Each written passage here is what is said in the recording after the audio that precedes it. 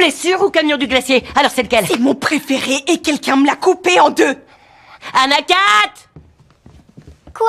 C'est toi qui as coupé ça. Oui, en effet. Puisque tu adores porter mon t-shirt en crop top, j'ai décidé de t'en faire un avec un des tiens. Taylor prenait souvent les vêtements d'Anaka. Taylor pensait qu'entre sœurs, les vêtements étaient faits pour être partagés. Il s'agit pas d'un échange de fringues, il s'agit plutôt d'un vol. Et il est détendu parce que t'as ces trucs que j'ai pas encore. Taylor ignora les sentiments d'Anaka et s'en alla directement. Cela mit Anaka très en colère. Elle demanda à Cathy pourquoi elle ne prenait jamais sa défense. Tu es forte et indépendante. Tu es parfaitement capable de livrer seule tes propres batailles. C'est vrai. Anaka décida de riposter de la même manière. Elle coupa un des hauts de Taylor pour en faire un crop top. Et c'est ce que je ferai dès que tu prendras mes fringues, c'est vu. Jamais je retoucherai à tes fringues, petite vicieuse. Anakat, je veux te parler dans le couloir. Et que ça saute.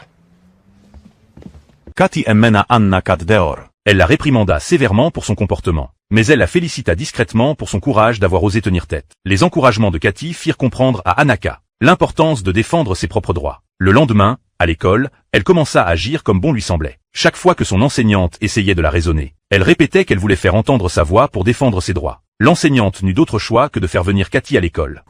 J'ai dit à Anakat qu'il est important qu'elle apprenne à se défendre, mais elle a pris mes conseils au pied de la lettre. Je lui en toucherai 2 mots. Cathy eut alors une idée. Pendant qu'Anaka était en cours, la musique sur laquelle sa mère avait l'habitude de danser retentit dans les haut-parleurs. Elle se précipita vers la porte et découvrit que sa mère se tenait juste devant la salle. S'il te plaît, je t'en supplie, faut pas que tu danses. À une condition. C'est que tu comprennes que devenir une femme forte, ça veut dire ne pas te laisser humilier par les autres. Ça veut pas dire que tu as le droit de dire ou faire ce que tu veux quand tu veux. Par ses actes, sa mère lui montra qu'il fallait défendre ses droits face à l'injustice, mais qu'il fallait aussi respecter les règles. Écoute, vraiment, je suis très fier que tu te battes pour ta dignité, mais tu dois obéir aux consignes.